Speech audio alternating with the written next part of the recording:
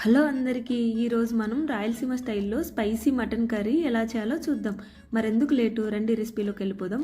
ముందుగా మసాలా రెడీ చేసుకుందాం. ఒక మిక్సీ జార్ తీసుకుని అందులో 1 ఆనియన్, 1 వెల్లుల్లి, 2 లవంగాలు, 2 మిరియాలు, ఒక చెక్క, 2 టేబుల్ స్పూన్ ధనియాల పౌడర్, 1 స్పూన్ కొబ్బరి పౌడర్ ఇవన్నీ వేసి స్మూత్గా గ్రైండ్ చేసుకొని ఈ మసాలాని పక్కకు పెట్టుకోవాలి.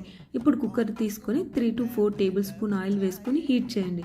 ఆయిల్ హీట్ అయ్యాక జీలకర్ర, పచ్చిమిర్చి, అల్లం వెల్లుల్లి పేస్ట్ వేసి ఒక 1 మినిట్ వరకు ఫ్రై చేయండి.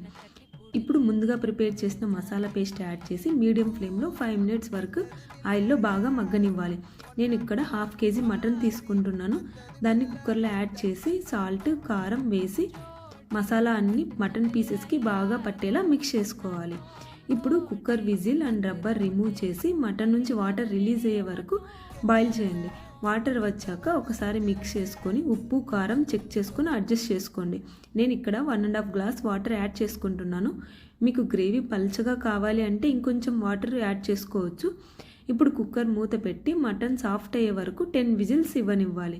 మటన్ ఆల్రెడీ లేతగా ఉంటే 6 to 7 విజిల్స్ చాలు.